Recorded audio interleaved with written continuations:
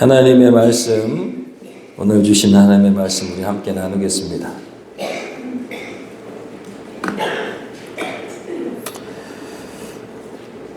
오늘 우리에게 주시는 하나님의 말씀은 마태복음 5장 9절입니다. 마태복음 5장 9절. 개역개정 성경으로 봉독합니다. 우리 합독하겠습니다. 화평하게 하는 자는 복이 있나니 그들이 하나님의 아들이라 일컬음을 받을 것이며. 아멘. 쉬운 성경인 새번역 성경으로 우리 또 한번 합독합니다. 평화를 이루는 사람은 복이 있다. 하나님이 그들을 자기의 자녀라고 부르실 것이다. 아멘.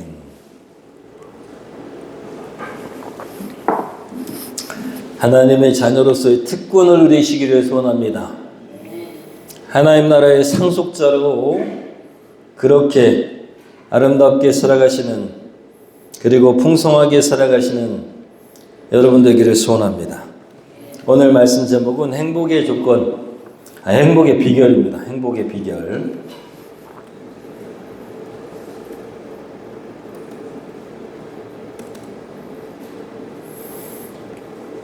제가 잘못했네요.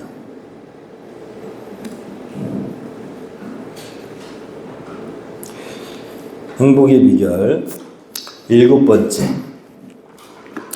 우리 계속해서 보고 있는데 하나님의 말씀 마태복음을 계속해서 연달아서 보고 있는데 오늘은 섭리 가운데 마태복음 5장 9절 말씀이 우리의 말씀인 줄 믿습니다. 평화를 이루어가는 저와 여러분 되기를 소원합니다. 하나님의 섭리하심으로 김정환 목사님, 극동방송을 만드신 김정환 목사님 글 중에 어떤 교회의 주보에 담겨있는 그런 이야기를 하나님 섭리 가운데 보게 되었습니다. 김정환 목사님이 그 교회에 담겨있는 주보에 담겨있는 글 중에 이런 글이 있다고 합니다. 첫 번째로는 이 교회 이 주보에 담겨있는 이 글은 내가 평화를 만들어갈 수 있는 조건을 가진 사람인지 아니면 분란을 일으키는 사람인지를 판단할 수 있는 기준이랍니다. 첫 번째, 나는 교회에 새로운 사람이 오는 것이 좋다 라고 생각한 사람은 대체적으로 평화를 이루어가는 사람일 가능성이 많답니다.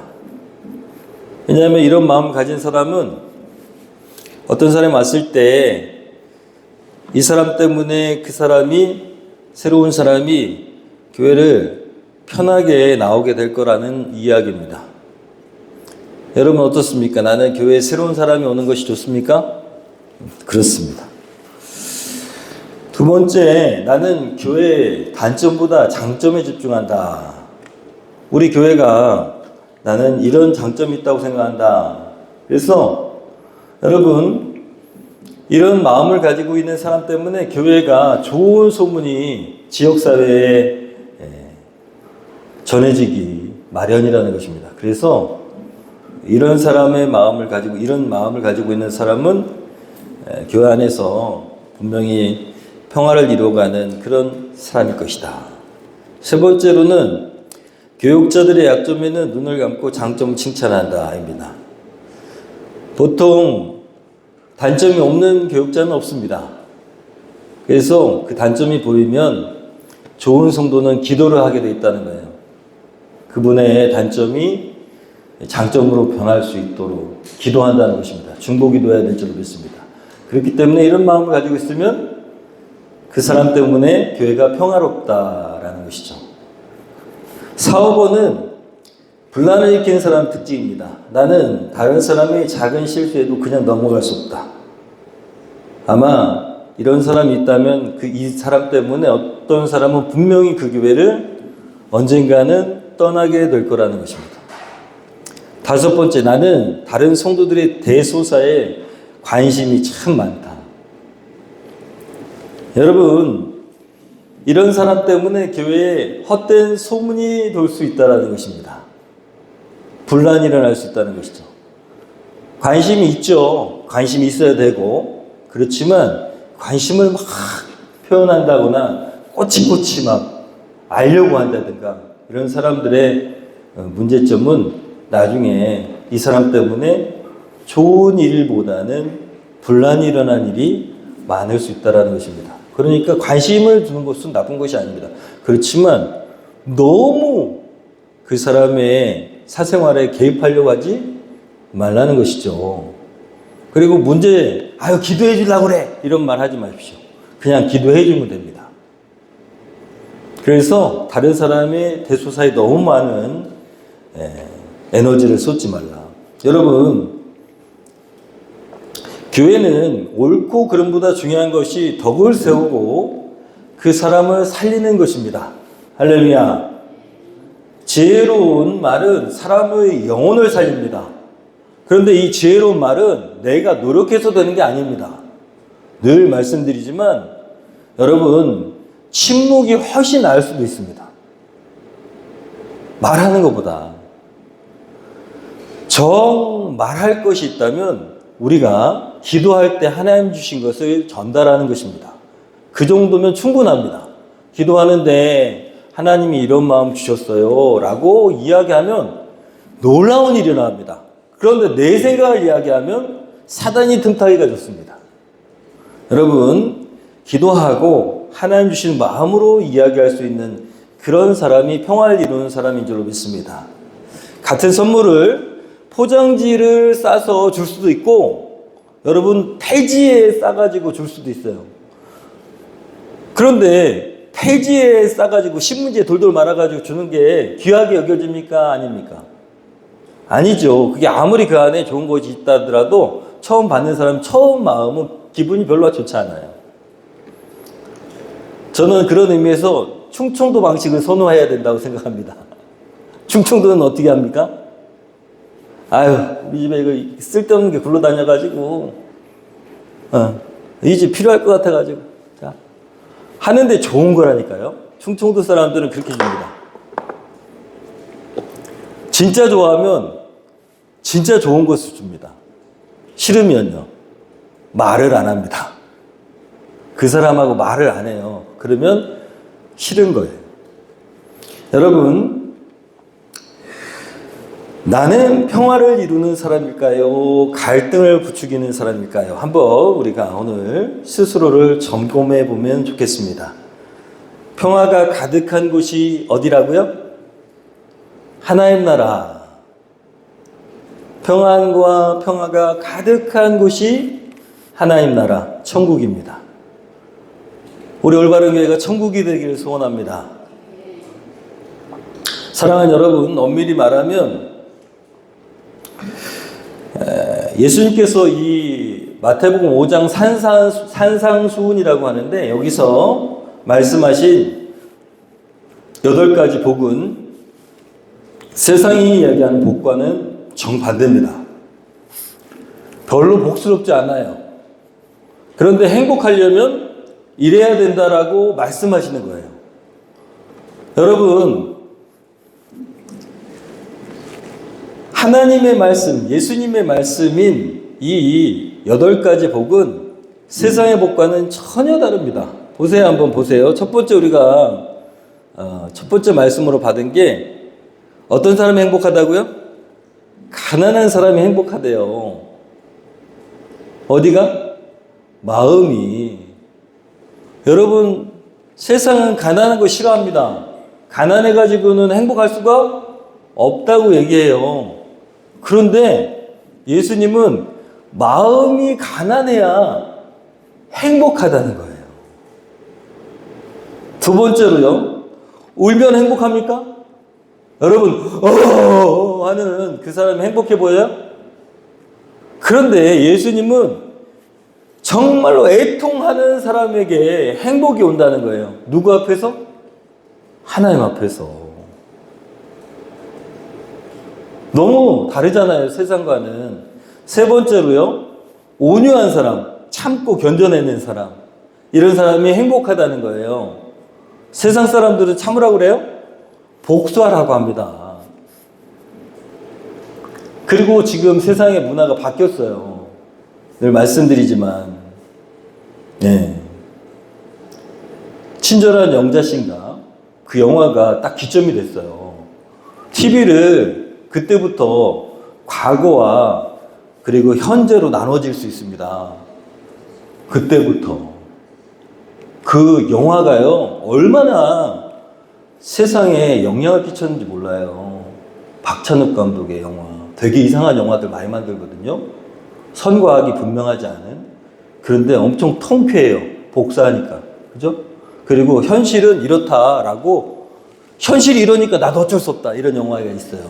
그게 어쩔 수 없다라는 영화예요. 근데 얼마나 그 숨어있는 악이 있는지 몰라요. 사단이 그걸 지배하고 있습니다. 친절한 영자씨, 복수하라는 얘기예요. 사람들의 이 죄성을 막 자극해요. 그래가지고 그때부터 MC들이 바뀌었어요. 여러분은 잘 모를지도 몰라요. 저는 너무 민감하니까 알고 있어요.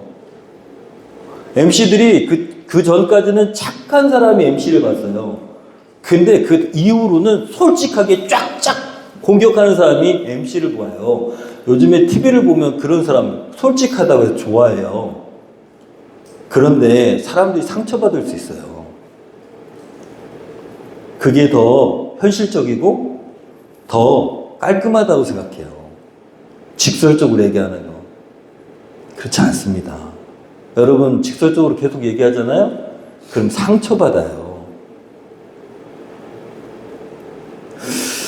여러분, 그런데 문화가 그렇게 바뀌고 있는데 우리는 그 문화 가운데 살아가고 있습니다. 그러니까 무감각해져요, 점점.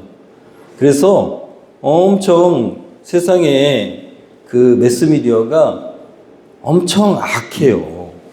근데 그거를 매일같이 쳐다보고 있잖아요? 그러면 무감각해져요. 그러니까 TV 많이 보지 마십시오. TV 많이 보고 인스타, 페이스북 이런 거 막 하지 마세요. 별로 안 좋아요. 꼭 필요한 것만 하세요. TV도 유튜브도 꼭 필요한 건 보시고 되도록이면 뭐 많이 봐야 됩니까? 성경 말씀 많이 봐야 돼요. 그래야지 깨어날 수 있어요. 세상을 분별할 수 있어요. 여러분, 긍휼히 여기는 자, 마음이 청결한 자. 세상은요, 이런 사람은 바보라고 합니다. 바보. 그런데 예수님은 바보처럼 살아야 행복하다고 말씀하시는 겁니다. 오늘은 뭐예요? 평화를 이룬 사람이 행복하다는 거예요. 하나님의 자녀로서의 특권을 누리게 된대요. 여러분, 나는 다 잃어버려도, 다 이 세상에서 다 잃어버려도 하나님 나라는 잃어버리고 싶지 않아요. 다른 거는 다 포기했어도 그것만은 포기할 수 없어요. 하나님의 자녀로 살아가고 하나님의 그 나라의 그 영광에 같이 참여하는 거, 이거는 절대 놓쳐서는 안 됩니다. 여러분, 화평하게 하는 사람은 하나님의 자녀가 되는 특권 누리게 된대요. 그리고 하나님께서 인정하신대요. 너는 내 아들이다. 너는 내 딸이다. 이렇게 인정해 주신다는 거예요. 뭘 하게 되면? 평화를, 화평을 이루어가면. 오늘 말씀 제목이 그래서 평화를 이루어가는 사람, 평화를 이루어가면 행복해진다라는 것입니다. 화평이라는 단어, 화평하게 하는 자라고 되어 있는데, 화평하게 하는 자라는 원어는 이래요. 한번 읽어볼까요? 에일에 노포이오니라고 하는 뜻입니다. 에일에 노포이오이. 헬라어를 저만 배웠으니까 저렇게 써 있습니다. 에일에 노포이오이라고 하는데, 에이레네라는 헬라어의 원어를 갖고 있습니다. 원어의 뜻을 갖고 있습니다. 평화라는 뜻입니다. 토이오이는 만드는 자라는 뜻이에요. 그래가지고 화평하게 하는 자는, 여러분, 평화를 만들어가는 사람이라는 뜻입니다. 단순히 다툼을 피하는 거, 갈등을 피하는 거, 이게 아니고 여러분 적극적으로, 능동적으로 평화를 만들어가는 사람이 곧 화평케 하는 자라는 것입니다. 구약에서는 샬롬이라 그래요. 샬롬. 화평이라는 것을 샬롬. 들어보셨죠? 샬롬. 이스라엘 사람 우리는 안녕하세요 라고 얘기하는데 이스라엘 사람들은 뭐라고 인사를 해요? 샬롬 하고 인사를 해요. 평화. 평안하십니까? 이런 뜻이죠. 평화라는 그런 이야기를 합니다. 인사를 그렇게 샬롬 샬롬. 그래서 이스라엘 가면은 뭘로 인사한다고요? 샬롬. 싸움이 없는 상태가 아니라 이거는 하나님과의 관계가 올바로 서 있는, 잘 되어 있는, 하나님과 원활하게 소통되는 관계를 얘기해요. 그리고 그렇게 하나님과 소통이 잘 되고 관계가 원활하면 누구와도 늘 언제나 하나님과의 관계가 중요해. 하나님과의 관계가 좋으면 인간관계가 다 좋다는 거예요. 그게 정상이라는 거예요. 정상. 그러니까 나는 하나님 잘 섬긴다고 하면서 이웃과의 관계는 꽝이야. 그러면은 하나님 잘 섬기는 것 아니다? 아니라는 거예요. 여러분, 하나님과의 관계가 잘 되면 반드시 이웃과의 관계도 잘 되게 돼 있다는 거예요. 사람과 사람 사이의 관계가 막혔다면 뭐가 막혔다고 봐야 돼요? 하나님과의 관계도 막혀 있다고 봐야 돼요. 그러니까 정신 차려야 된다는 거예요. 사람과의 관계가 갈등이 자꾸 일어나면 사람과의 관계로 푸는 것이 아니라 하나님께 가지고 가야 돼요. 하나님, 저 사람과 왜 관계가 안 좋을까요? 여러분, 성경은 그렇게 얘기하고 있습니다. 우리가 하나님과 원수 되었을 때 인간관계도 다 틀어졌다는 거예요. 그래가지고 천국이 안 돼. 그런데 우리가 정말로 그렇게 죄인 되었을 때 예수님께서 우리에게 오셨죠. 그래서 우리가 믿음으로 의롭다 하심을 받았으니 우리 주 예수 그리스도로 말미암아 하나님과 화평을 누리게 되었다는 것입니다. 우리가 말씀을 보면 하나님과 원수 관계였다는, 원수 관계. 원수는 만나면 어떻게 돼요? 복수해야 되죠? 복수해야 되잖아요. 내 아버지를, 내 어머니를 죽인 이 원수. 그게 원수예요. 복수해야 되는데 하나님은 우리에게 진노를 가지고 계시고 그리고 우리는 하나님을 몰라요. 하나님이 하지 말라는 짓만 하는 거야. 쉽게 이야기하면 이단에 빠진 자녀들, 여러분 그 자녀들의 부모들은 진짜 환장하겠죠. 아세요? 가끔 TV에 나오는데 집에 안 와. 가지 말라 그러면은 어떻게든 도망쳐서 그 이단에 가가지고 부모 말 안 듣고 거기서 하라는 대로 해요. 부모 말 안 들어. 와, 얼마나 환장하겠어요. 그죠? 그렇게 이단이 무섭습니다. 근데 이성적으로 판단하지 못하게 하니까요. 마치 그런 이단에 빠진, 그리고 사이비에 빠진 내 자녀처럼 우리가 하나님과 원수 되었을 때는 하나님이 하지 말라는 걸 그렇게 했다는 거예요. 그런데 예수 그리스도로 말미암아 우리가 하나님의 자녀로 다시 회복되는 특권을 누리게 됐다는 거예요. 그래서 화평케 하는 사람은 그저 성격이 부드러운 사람이 아니라 늘 십자가의 은혜를 마음 가운데 가지고 있는 사람이 화평을 이루는 사람이 될 수 있다는 것입니다. 여러분 안에 어떤 마음이 있습니까? 하나님의 은혜를 아는 사람은 하나님과 원수되었던 우리가 구원받아서 화평케 되었기 때문에 하나님의 은혜 가운데 머무르고 그리고 그래서 하나님의 은혜를 생각하면서 그 사람과 화해할 수 있다는 거예요. 여러분 창세기에 보면 롯과 아브라함이 이제 너무 큰 부자가 돼가지고 너무 많이 갖게 됐어요. 그래가지고 양떼와 소떼가 너무 많아가지고 우물 하나로는 감당이 안 돼. 그러니까 서로 목자들이 싸워요. 양떼 먹이려고, 소떼 먹이려고, 물 먹이려고. 그 싸우는 것을 보고 아브라함이 삼촌이잖아요. 그러면 롯에게 내가 너 거두어가지고 이렇게 따라오게 했는데 네 목자들이 우리 목자들 저렇게 괴롭히는 거 봐라. 너 하고 혼낼 수 있는데 뭐라고 했어요? 야, 이제 안 되겠다. 우리가 같이 지낼 수 없을 것 같으니까 네가 가고 싶은 대로 먼저 가라. 더 좋은 땅을 네가 선택해라. 나는 네가 이쪽으로 가면 나는 이쪽으로 가겠다. 라고 양보하잖아요.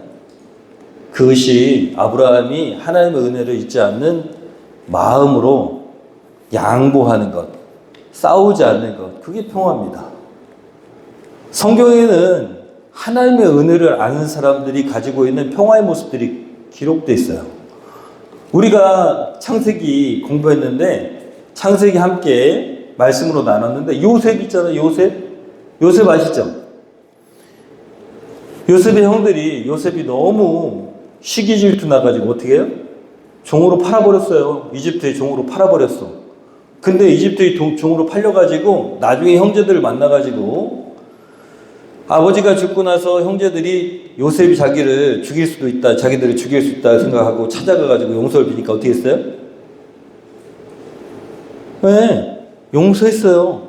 그것도 그냥 용서하는 게 아니라 이 모든 것은 하나님이 계획하신 계획 안에 있는 것이다. 내가 여기 이집트의 총리가 된 것도 하나님의 뜻이고 형들이 이렇게 와서 먹고 이 가뭄에 살게 된 것도 하나님의 뜻이고 모든 것이 하나님의 뜻인데 내가 이 하나님이 하신 일을 내가 어떻게 할 수 있겠습니까? 내가 하나님을 대신하겠습니까? 라고 이야기하는 것이죠. 왜 용서가 돼요? 왜 용납이 되고 그리고 평화가 왜 이루어져요? 모든 것이 하나님의 섭리이고 뜻이라고 생각하는 것 때문에 가능한 거예요. 여러분 성경에는 이렇게 평화를 이루는 사람들이 기록되어 있고 하나님이 그들을 주목하시는 것입니다. 여러분 예수님이 우리가 잘 아는 것처럼 이 땅에 왜 오셨습니까? 라고 하면 이 평화를 이루시기 위해서 오셨다라는 거예요. 예수님이 십자가상에서 뭐라고 했어요? 자기를 막 조롱하고 침을 뱉고 괴롭히고 한 모든 사람들, 그 앞에 백성들, 저들이 몰라서 그러는 것이니까 하나님 저들의 죄를 용서하여 주시옵소서. 화평은 말이 아니라 하나님 은혜를 아는 자의 자기 희생입니다. 여러분 희생해야 평화가 이루어집니다. 내어놓을 수 있어야 평화가 이루어집니다. 자기 거를 가지려고 하면 평화가 이루어지지 않습니다. 화평은 감정이 아니라 선택이죠. 내가 평화를 선택하는 것이지 여러분 내가 감정적으로만 평안해야지 한다고 해서 되는 것이 아니라는 것입니다. 여러분 세상은요 갈등이 일어나잖아요. 세상 살다 보면 어떻게 갈등을 해결하냐면 첫 번째로는요 힘센 사람이 제압해 버려요. 그러면 찍소리 못하고 표면적으로는 평화가 이루어집니다. 잘 생각해 보세요. 부부 관계에서도 마찬가지고 직장에서도 마찬가지예요. 힘 있는 사람이 에이 내가 더러워서 참는다. 이러면 평화가 이루어지잖아요. 맞죠? 이 세상의 방법입니다. 평화가 이루어질 수 있어요. 그렇지만 그 한쪽에는 끊임없는 불타오르는 마음, 증오의 마음이 있는데도 불구하고 표면적으로 뭐가 이루어져? 평화가 이루어져 있는 상태. 이게 세상입니다. 또 하나는 그러면 아휴, 내가 더러워서 피하지 하고 무관심해. 그러면 평화가 이루어집니다. 표면적인 평화죠. 아니, 상종을 안 하는 거야. 너는 말해라. 나는 한 귀로 듣고 한 귀로 흘려보낸다. 무관심. 이것도 평화를 이루는 방법이죠. 그러나 하나님이 원하시는 평화는 손을 내밀고 다가가는 것입니다. 그리고 자기 희생을 통해서 완전한 평화를 이루는 것. 겉과 속이 다 평화가 이루어지는 것을 원하시죠. 쉽지 않습니다. 이게 세 번째 길인데 이것은 정말 쉽지 않습니다. 하나님께서 힘을 주셔야만 가능합니다. 가정에서 갈등이 생길 때 침묵으로 벌을 주기도 하고요. 또 직장에서 억울한 일을 당하면 지금 말씀대로 뒷말로 그냥 저 상사 없는 데서 막 뒷말 막 하면서 내 한을 풀어내고, 교회 안에서 문제가 생기면 요즘 교회는 거리두기를 합니다. 그럴 수 있어요. 근데 우리처럼 이렇게 작은 공동체 쉽지 않아요. 그죠? 저 대형교회, 중형교회 가면은 그냥 사람과 관계 하나면 돼. 그러나 그것은 하나님 원하시는 교회가 아닙니다. 말씀드리지만 그것은 옳은 교회가 아닙니다. 하나님은 개개인을 구원하시는 것 같지만 아닐지도 몰라요. 공동체를 구원하실지도 모릅니다. 그래서 나중에 이렇게 물어보실지도 몰라요. 너 어느 교회? 저는 올바른 교회요. 아, 올바른 교회 조수나? 이렇게 할지도 몰라요.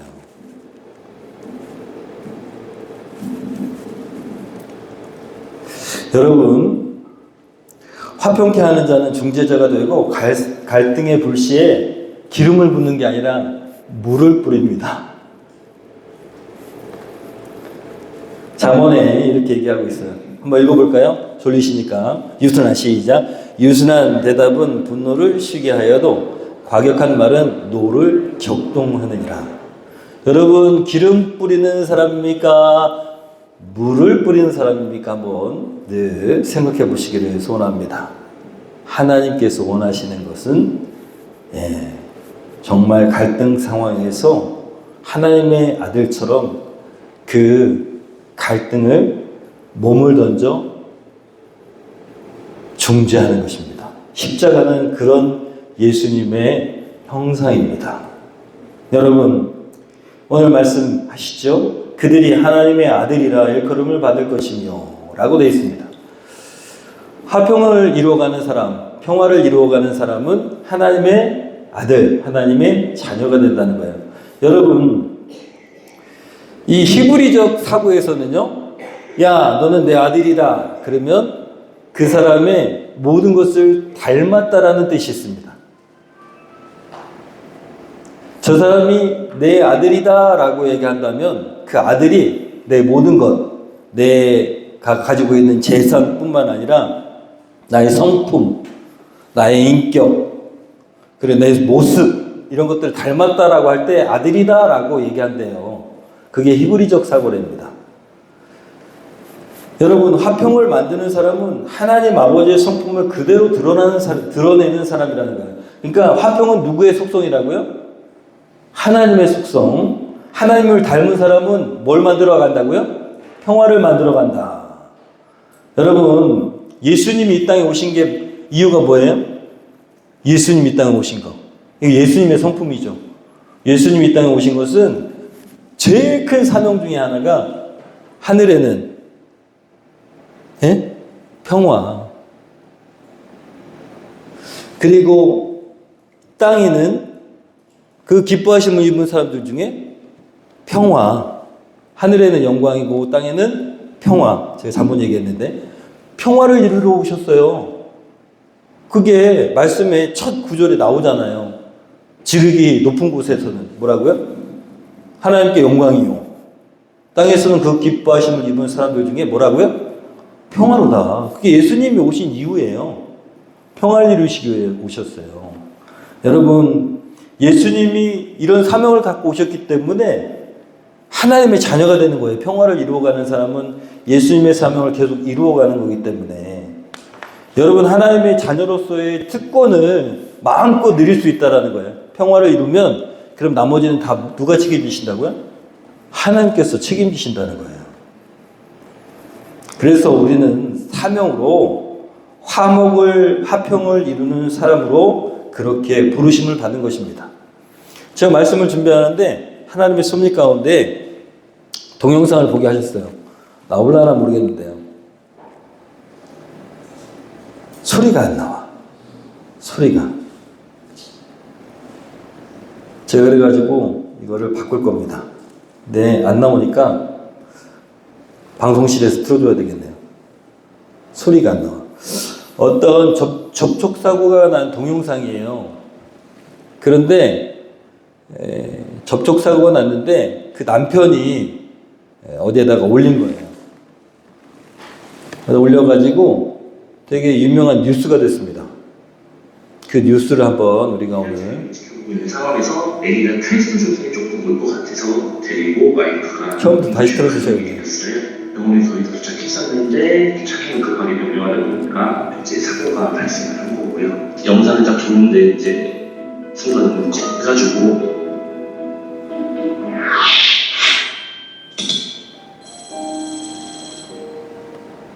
고철인 보험 조사하겠다고 말씀을 드리고 전화번호 받고 정리를 하고 병원을 넘어가라고 얘기를 했던 상황이고요. 사실 내렸는데 이제 그런 말이 잘 생각이 안 났나 봐요. 그냥 아이 상태 정도로 얘기를 하고 있는데 바로 이제 안아주시고 저는 이제 손잡고 이제 많이 떨고 있으니까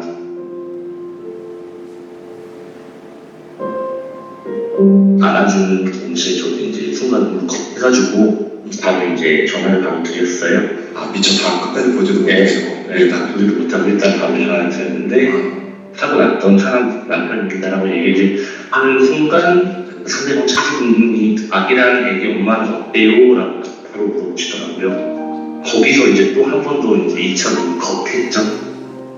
잠시 뭘 붙이 줄만 알았는데 벌써 늙어 있었고 계속 죄송합니다 하면서 울더라고요. 근데 너무너무 심하게 떨었어요. 그리고 애기야 고열이 나서 지금 응급실 가서 중요한다고 딸 생각이 확 나더라고요. 저 딸이랑 나이가 비슷할 것 같아서 그래서 제가 저도 모르게 그냥 아무 괜찮다고 끌어안으면서 걱정하지 말라고 엄마가 정신을 차려야지 애기를 데리고 병원을 가지 그래서 정신노면 안 된다고 그랬죠. 부모 마음은 똑같잖아요. 특히 엄마는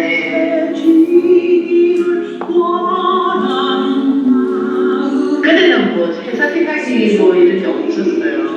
그냥 빨리 이 엄마를 달래서 빨리 여기 병원을 가야 되겠다는 그 생각밖에는 그게 없죠.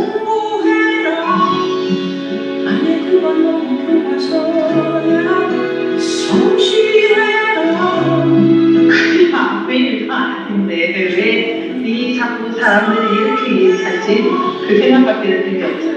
그냥 아마 대한민국 엄마는 저처럼 나이 됐을 텐데 네, 정말이에요. 네.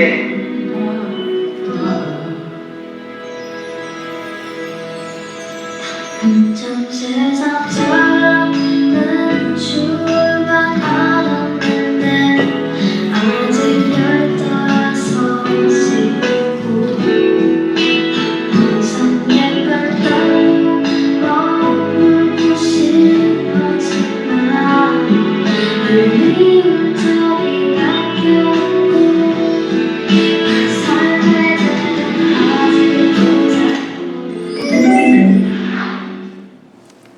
네. 저는 이 동영상을 하나님께서 보게 하셨는데 섭리 가운데 평화를 이루어간다는 것은 대단한 것이 아닙니다.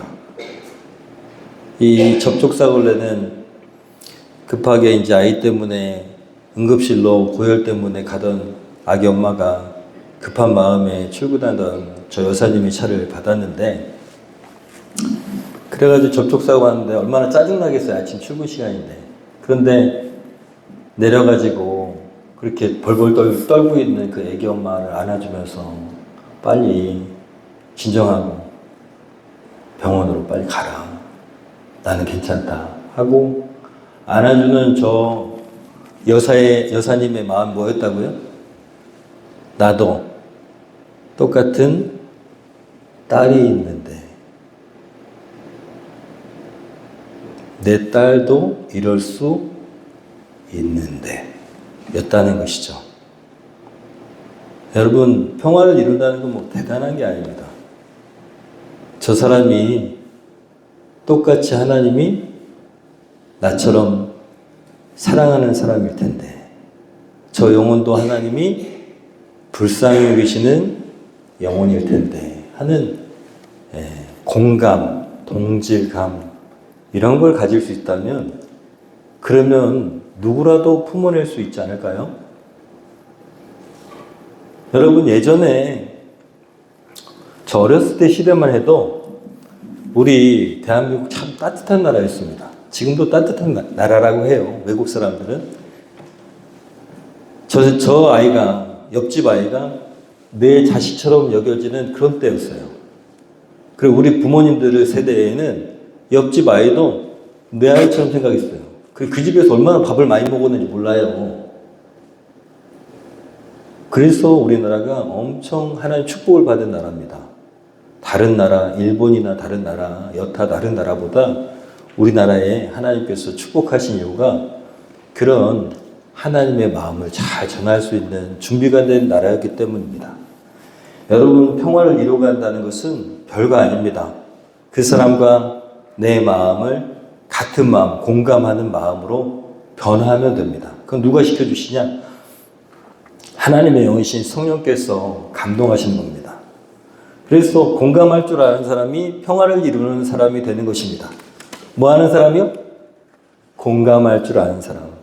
이 사람도 누군가의 딸일 것인데 내 딸도 이런 지금 상황일 수 있을 것인데 라고 하는 마음 때문에 여러분, 공감하는 마음 주시기를 기도하는 저와 여러분 되기를 소원합니다. 가정에서요, 여러분, 평화를 이루는 것은 대단한 일이 아닙니다. 진짜요, 가정에서 부부끼리 평화를 이루는 건 진짜 아무것도 아닙니다. 먼저 그냥 사과하면 평화가 이루어집니다. 근데 이게 안 돼요. 왜 안 되는 줄 아십니까? 미운 감정이 들어가지고, 그래서 내가 먼저 사과하지 않기 때문에 갈등이 지속되는 겁니다. 저희 부부는 안 그럴까요? 저희 부부도 갈등이 있을 때가 있습니다. 그런데 저는 늘 말씀드리, 한 번인가 두 번인가 여러 번 말씀드렸을 텐데, 갈등 상황이 돼가지고 기분이 너무 나쁘고 그러면 이제 여기서 기도하다가 이런 마음을 주세요. 그래서 청광아, 안 살 거야? 라고 마음을 주십니다. 안 살 거야? 근데 제가요, 제 아내하고 안 살 건 아니잖아요. 그리고 안 살면 어떻게 되는지 아십니까? 목회를 못해요. 목회를 못해. 다른 일 해야 됩니다. 이혼하면 목회를 못해요. 그래서 목회를 안 하면은 내가 그냥 끝내는데 끝낼 것도 아니고 그것 때문에 그래서 가가지고 미안하다고 하게 돼 있어요. 주일 예배에 가까워왔는데 토요일 날 됐어요. 그런데 갈등이 계속 지속되면 제가 예배를 제대로 드릴 수가 없어. 그리고 목사잖아요. 얼마나 참 축복받은 그런 사명인지 모릅니다. 그래서 미안하다고 사과를 하게 되죠. 주일이니까. 다음날 주일인데 그렇게 화가 난 상태, 미운 상태에서 예배를 드릴 수는 없잖아요. 성경에 나와 있어요. 네? 그죠? 형제와 화목하고 와서 하나님께 예물을 드리라. 예배를 드리라고. 그래서 화평은 하나님의 그 은혜를 생각하고 하나님의 그 은혜 가운데 머무르는 사람이 할 수 있습니다. 직장에서요, 화가 나면 보통 하는 게 뭐냐? 상사일 경우 뒷말합니다. 뒷말. 저도 직장 생활 해봤는데 화가 나고 사장한테 너무 짜증이 나잖아요. 그러면은 모여가지고 어떻게 해요? 저녁 먹으면서 막 사장을 까요. 그러면서 마음을 추스리죠. 세상 사람들은 그렇게 갈등을 그렇게 무마시키는 것 같지만 사실은 갈등의 불씨가 남아있는 겁니다. 그런데 그리스도인은 뒷말 대신에 직접 그 사람과 이야기할 수 있어야 됩니다. 지혜로운 말을, 하나님이 주신 지혜를 가지고 그 사람과 잘 해결할 수 있어야 됩니다. 그러면 성령께서 주시는 마음을 가지고 잘 전달할 수 있게 하나님께서 역사하십니다. 교회에서 말이죠. 교회에서 갈등이 일어나면 어떻게 한다고요? 대부분은 그냥 무관심한 채로 그냥 마주치지 않으려고 합니다. 교회에서. 그 사람과 내가 관계하지 않으려고 그래요. 그런데 주님은 아십니다. 먼저 손을 내밀고 그리고 악한 영의 그 계략에 넘어가지 않도록 기도하고 성령님의 도우심을 구해서 내가 가지고 있는 불편한 마음, 미움을 넘어설 수 있도록 하나님께 지혜를 구하고 또 기도해야 됩니다. 그래야 좋은 평화를 이루는 갈등을 극복하는 사람이 될 수 있죠. 여러분, 평화가 있어야 행복할 수 있습니다. 아무리 덮어도 덮고 또 덮고 또 덮어도 이 안에 해결하지 않은 그 갈등의 불씨가 있으면 절대 평화가 일어나지 않고요. 행복하지 않습니다. 하나님께서 주신 축복으로 평화를 이루고 가시는 저와 여러분들에게 소원합니다. 오늘 말씀을 듣고, 자, 제가 지금 말씀드렸는데, 부부 간에, 가족 간에 먼저 뭐 하다? 사과하자. 사과는 내가 할 수 있어서 하는 게 아니고 기도하면서 하나님 주시는 마음으로 저 영혼도 하나님이 불쌍히 여기실 텐데 라는 마음을 하나님 주셔야지 사과할 수 있어요. 두 번째로 뒷말하지 않기. 우리 참 아침에 가서 운동하다 보면 그 운동하시는 분들이 모여가지고 항상 모이면 뭐 한다고요? 뒷말해요. 뒷담화. 뒷담화는 뒷말을 그렇게 거기에 조금만 긴장을 놓치잖아요. 그 목사님들 나도 그걸 하고 있어. 그럼 돼요, 안 돼요? 안 돼요. 그 사람들이 막 얘기해도 나는 자꾸만 그 뒷말하는 사람의 대상자의 변호사가 되려고 자꾸 생각해야 돼요. 도에 지나치면 나도 미움받아. 그렇지만 어쨌든 간에 자꾸만 그 사람이 뭐 꼭 그럴 것만은 아닌 것 같아 이렇게 얘기할 수 있어야 되고, 그것도 안 되면 그냥 입을 닫으세요. 그냥 그 사람들이 얘기하는 거 그냥 듣고만 있어. 거기에 끼면 된다, 안 된다? 안 된다. 그럼 평화가 이루는 그런 사도로서의, 평화의 사도로서의 사명을 감당하지 못합니다. 먼저 항상 내가 마음이 아프더라도 힘들더라도 손을 내밀 수 있는 진짜 강한 사람 되시기를 축원합니다. 할렐루야. 그러려면 누구의 도우심을 받아야 된다고요? 성령님, 우리 안에 계신 성령님의 도우심을 받아 해낼 수 있습니다. 여러분, 이번 주에 꼭 먼저 사과하고 뒷말하지 않고 손을 내미는 그런 인생 되시기를 소원합니다. 말씀을 기억하십시오. 이번 주 말씀 뭡니까? 마태복음 5장 9절. 네, 한번 읽어볼까요? 화평을, 네? 화평을. 화평케 하는 자는 복이 있나니 그들이 하나님의 아들이라 일컬음을 받을 것이며옵니다. 화평하게 하는 자. 옛날 화평케 하는 자였었는데 조금 늘어났어요. 화평하게 하는 자는 복이 있나니 그들이 하나님의 아들이라 일컬음을 받을 것이며, 꼭 외우셔가지고 마음판에 새기시기를 소원합니다. 믿음으로 살아가는 한 해가 되시고, 그리고 말씀 읽고 감사를 올리시며 TV를 좀 줄이시기를 바랍니다. 우리 결단 찬양하고 결단 기도하겠습니다.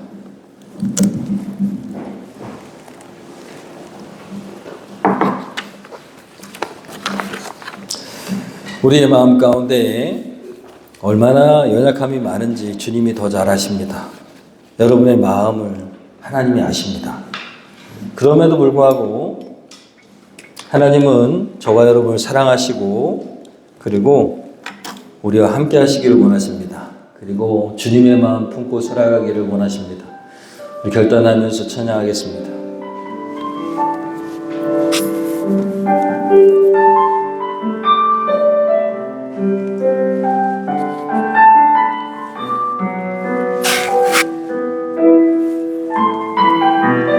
보소서 주님, 보소서 주님, 나의 마음을 선한 것 하나 없습니다. 그러나 내 모든 것 주께 드립니다. 사랑으로 안으시고 날 새롭게 하소서. 주님 마음 내게 주소서. 내 아버지 주님 마음 내게 주소서. 나를 향하신 주님의 뜻이 이루어지도록 주님 마음 내게 주소서. 내게 사랑을 가르치소서. 내게 사랑을 가르치소서. 당신의 마음으로 용서하게 하소서. 그 성령 내게 채우사 주에게 가게 하소서. 주님 당신 마음 주소서. 주님 마음 내게 주소서. 내 아버지 주님 마음 내게 주소서.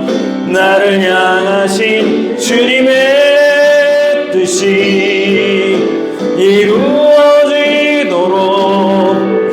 주님 마음 내게 주소서. 이 시간에 저희 눈을 감고 정말로 하나님과 나와의 깊은 대화로 기도하기를 소원합니다. 하나님, 정말 아직도 미워하는 사람이 있습니다. 용서가 되지 않는 사람이 있고요. 그래서 덮어두고 있습니다. 용서는 안 되는데, 그런데 내가 자꾸만 생각하면 내 마음에 평안이 깨지고 분노가 치밀어 올라서 덮어두고 있는 사람이 있습니다. 하나님, 어떻게 해야 될지 알려주시옵소서. 평화를 이루어가는 하나님의 자녀로서의 모습이 드러나길 원하는데 아직 준비되지 않았습니다. 성령님 감동하셔서 하나님 그에게 손을 내밀고 그에게 다가갈 수 있도록, 그리고 하나님 내 안에 굳건한 마음, 용기를 허락하여 주시기를 소원합니다.